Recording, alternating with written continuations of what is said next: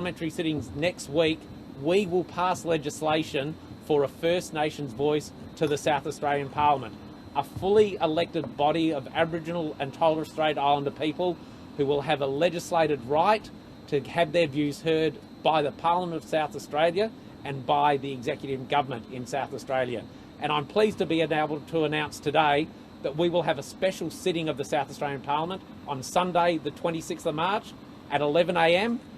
We'll close off part of North Terrace to allow as many people to come into the city. There'll be free public transport into the city for as many South Australians that want to witness this historic event in South Australia of passing of our legislation that we hope will provide some comfort for people around Australia in the lead up to a referendum.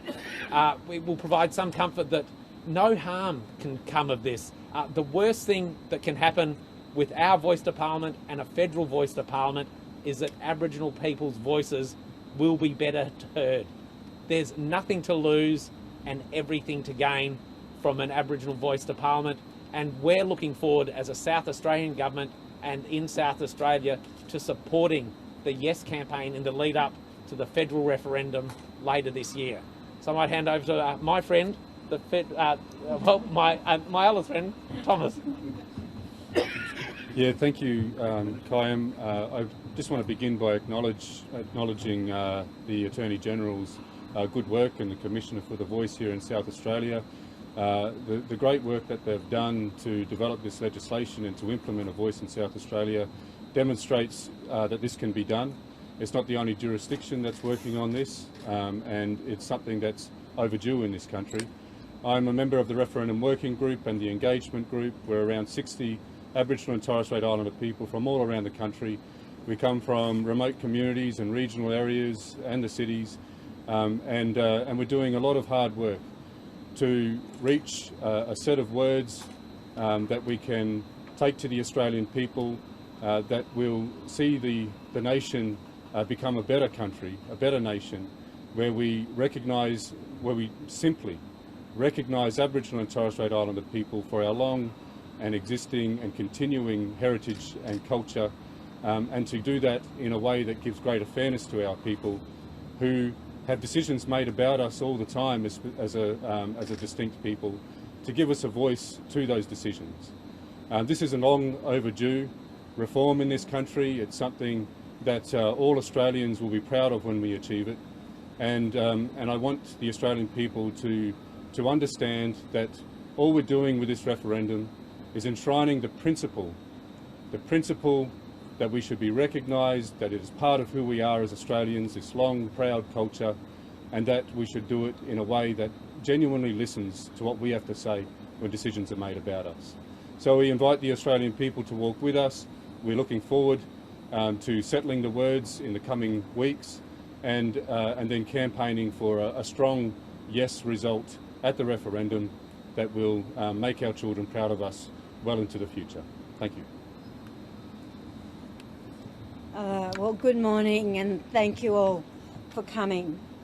And thank you to the Minister, the Commissioner, for providing such a wonderful opportunity to come to South Australia, both the Referendum Working Group and, as you can see around me, the Engagement Group. The Engagement Group is made up of people, as Thomas has said, from right across Australia. It's diverse, it's inclusive, and it's been an absolute important vehicle in terms of getting us where we are. We also have, of course, the Federal Attorney General and the Special Envoy for the Voice and Reconciliation, Patrick Dodson, with us today.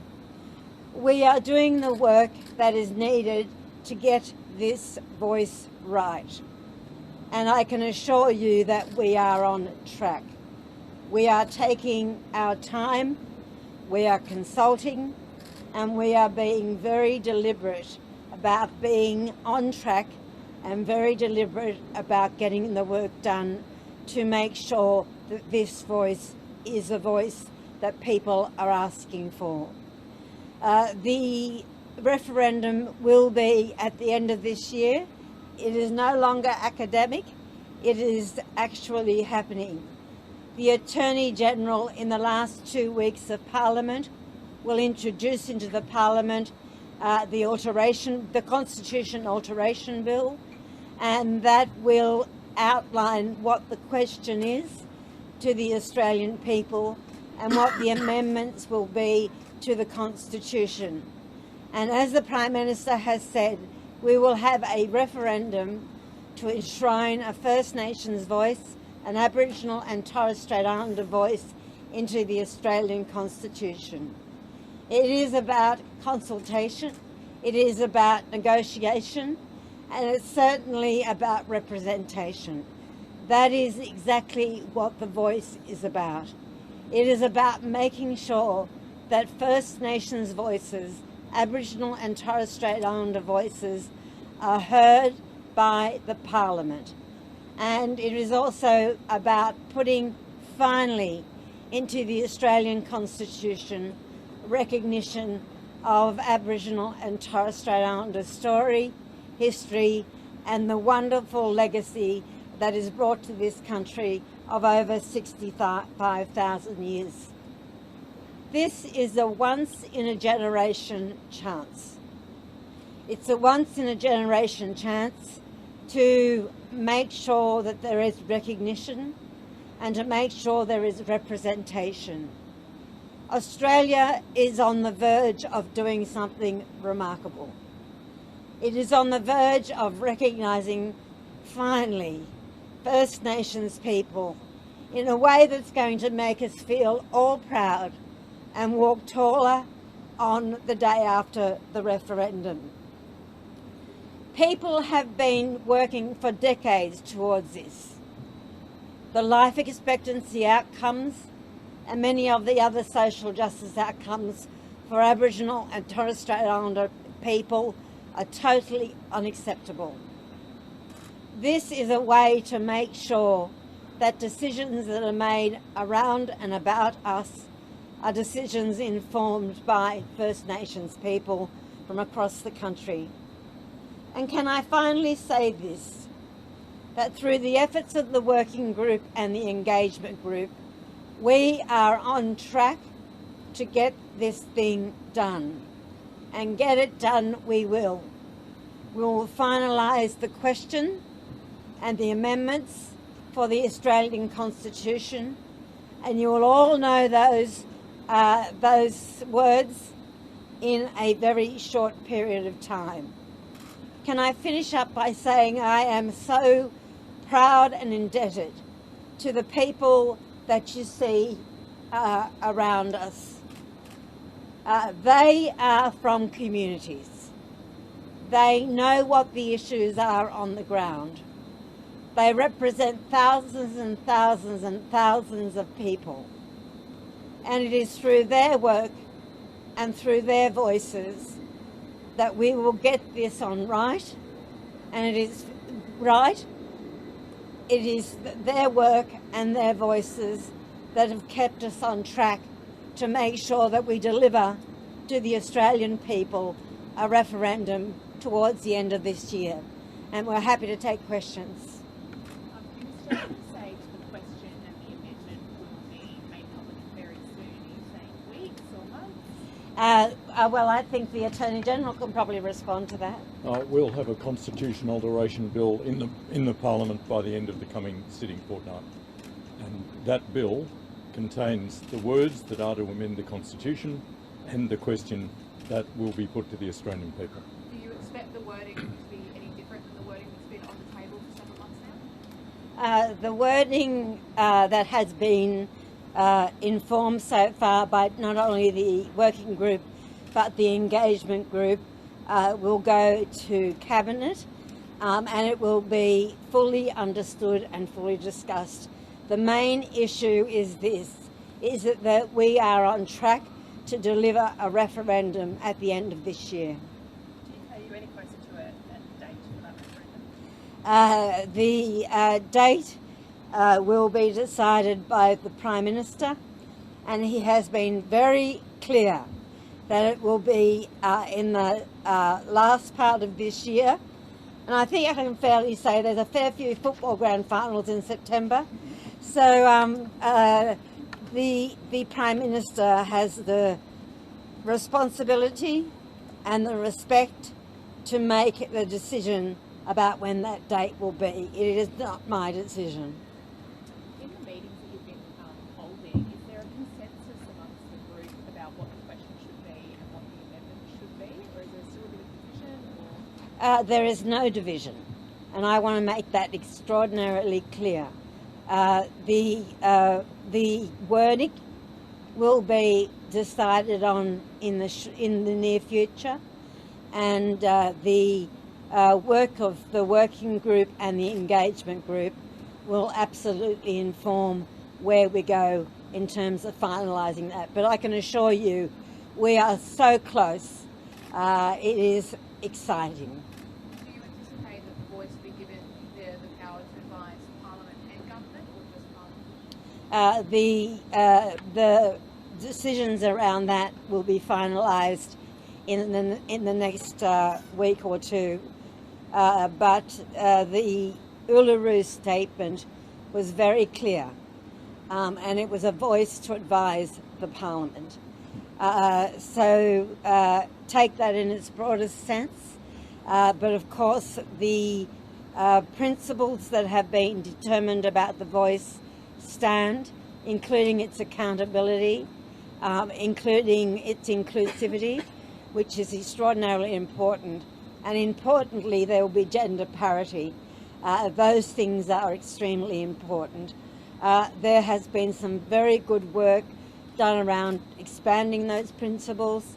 I am not going to get ahead of either the engagement group, the working group, or the cabinet on final decisions. Have you taken any guidance from the South Australian bill for our voice to Parliament? Yes, we have.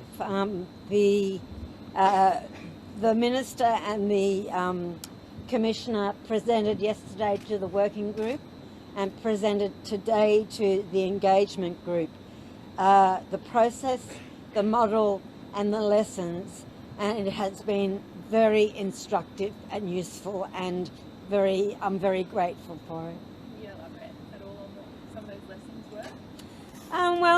Lessons around making sure that the rounds of consultations and representations were done thoroughly. Issues around how it sits with other legislation, issues around how it might interface with the Parliament. I'm not saying that we're going to mirror everything, but what I'm saying, it's been really helpful to listen to what the South Australian model is. But most importantly, that it's actually about to happen, and it's there to complement and support the work that we're doing federally. Will you be gathering again soon if the question and the amendment bill will be introduced in 2 weeks? Meeting again soon to finalise your recommendations? There will be processes in place to finalise recommendations, but can I just say this, that the role of the engagement group and the working group don't have a final date on them, despite what the media's been saying in the last little while. And these two groups are from First Nations leaders right across the country in geographic as well as policy areas, as well as people that have been involved in the Uluru process for 6 years. And the value of these groups is immeasurable. Last question. Can I ask the State Attorney General? Sorry. You've got two. Can you talk us through what will actually happen on the 26th? Yeah, thanks, Catherine. On the 26th of March, so just over a week away on a Sunday, Parliament, both houses of Parliament, will resume at 11 a.m. in the morning. It's anticipated we'll have big screens that will play the proceedings of Parliament for people on North Terrace. We'll be offering free public transport for all South Australians to come into the city to witness what's happening. The intention is that the South Australian First Nations voice bill will pass Parliament on that special Sunday sitting, those final stages.